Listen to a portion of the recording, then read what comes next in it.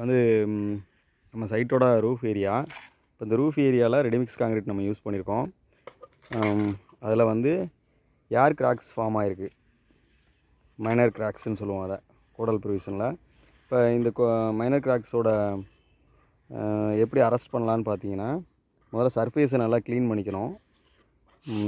Clean பண்ணிவிட்டு கொஞ்சம் வாட்டரில் அப்ளை பண்ணிக்கணும். வாட்டரை வச்சு நல்லா க்ளீன் பண்ணிக்கணும். அதாவது காங்கிரீட் போட்ட அடுத்த நாள் இந்த மாதிரி கிராக் ஃபார்ம் ஆகும். இல்லை 2 hours 3 ஹவர்ஸ்லேயே ஏர் கிராக் ஃபார்ம் ஆகும். இதை நல்லா நான் சர்ஃபேஸை அடுத்த நாள் வந்து நல்லா க்ளீன் பண்ணிவிட்டு அதை அரெஸ்ட் பண்ணுறதுக்கு என்ன பண்ணுவோன்னா, சிமெண்ட்டும் மாற்று உள்ள கலவை, சிமெண்ட்டும் சாண்டும் உள்ள மாற்று கலவை 1:1 ரேஷியோவில் கலந்துட்டு இது சைட்டில் நம்ம ஈஸியாக ப்ரிப்பேர் பண்ணி ஏர் கிராக்கை அரெஸ்ட் பண்ணுறதுக்கு இதை யூஸ் பண்ணுறோம். ஓகே, இதை எடுத்து நம்ம என்ன பண்ண போகிறோம்னா, சர்ஃபேஸில் ஃபஸ்ட்டு இந்த ஏர் கிராக்கு க்ளீன் பண்ண இடத்துல வந்து கிராக்கு ஸ்டார்டிங்லேருந்து எண்டு வரையும் நம்ம என்ன பண்ணணும்னா அதை ஃபில் பண்ணணும்.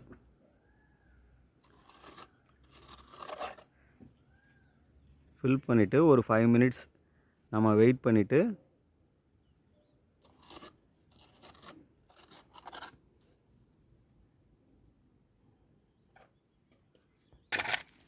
ஆஃப்டர் 5 minutes, அதாவது மைனர் கிராக்ஸ் தான், இவ்வளோ லென்த்தெல்லாம் இல்லை, அது 2 இடத்துல இருக்குது, அது சேர்ந்து போட்டிருக்கோம். இது என்னென்னா சர்ஃபேஸ் நல்லா 5 minutesக்கு அப்புறம் ஏர் கிராக்கு இடையில சிமெண்ட் மாற்று கலவை வந்து இறங்கினதுக்கப்புறம் நல்லா சர்ஃபேஸை அழுத்தி நல்லா கூட்டி விட்டோன்னா ஏர் கிராக் நல்லா ஈஸியாக ஃபில் ஆயிரும். இது எதுக்காண்டி பண்ணுறோன்னா,